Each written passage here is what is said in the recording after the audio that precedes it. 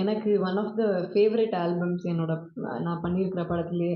ஏன்னா, இதுல ஒவ்வொரு பாடலும் ஒவ்வொரு மாரி இருக்கும். இப்ப "அருகே வா" வந்து ஒரு சின்ன ஒரு ஒரு பெப்பி நம்பர். அப்புறம் இன்னொரு இன்னொரு சாங் ஒண்ணு ரிலீஸ் ஆகுது. இப்போ ஒரு சின்ன ஒரு போராட்டம் அப்படிங்கிற மாரி ஒரு ஜோன்ல ஒண்ணு போகும். அது ஒரு சின்ன ஒரு ராக் சாங். அ அப்புறம் ஒரு கானா பாட்டு ஒண்ணு இருக்கு. ஸோ அந்த மாரி ஒரு 4, 5 பாட்டு எல்லாமே வேற வேற ஜானர்ல குடுத்திருக்காரு.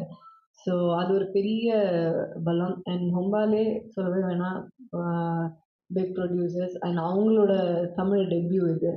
ஆ ஸோ அவங்களோட தமிழ் டெப்யூ அண்ட் எனக்கு தியேட்டர்ல ஆ சோலோவா ரிலீஸ் ஆற முதல் படம் இது தமிழ்ல.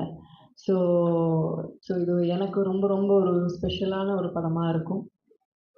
யாமினி டிஓபி யாமினி அவங்க கூட நான் வந்து சாணிக்காகிதம்ங்கிற படம் ஒர்க் பண்ணியிருக்கேன். அதுக்கப்புறமா இந்த படம் ஒர்க்